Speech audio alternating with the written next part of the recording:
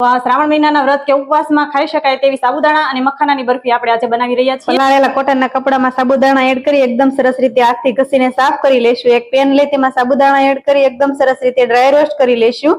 તેમાં મખાના પણ ઉમેરીને આપણે તેને એકદમ સરસ રીતે ડ્રાય રોસ્ટ કરી લેશું। પછી એક મિક્સર જાર લઈ તેમાં એ બધું એડ કરી અને એકદમ સરસ ફાઇન પાવડર બનાવીને તૈયાર કરીશું। એક બાઉલમાં પાવડરને કાઢી લઈશું। પછી એક પેન લઈ તેમાં 1 ચમચી જેટલું ઘી એડ કરીશું અને ઘીમાં પછી આપણે જે પાવડર બનાવીને તૈયાર કર્યો હતો તે એડ કરીને એકદમ સરસ રીતે આપણે તેને શેકી લઈશું, તેથી ઘીની એકદમ સરસ ફ્લેવર તેમાં બેસી જાય। પછી એક બાઉલ લઈ તેમાં 1.5 ગ્લાસ જેટલું દૂધ ઉમેરીશું અને દૂધને સતત આપણે ચલાવતા રહીશું।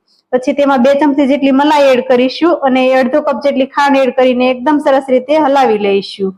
હલાવી લેતા બાદ એક ઉફાળો આવવા દઈશું અને પછી તેમાં એલચી પાવડર એડ કરીશું। એલચી પાવડર એડ કર્યા બાદ આપણે જે પાવડર બનાવીને તૈયાર કર્યો હતો સાબુદાણાનો તે એડ કરીને એકદમ સરસ રીતે ચલાવતા રહીશું।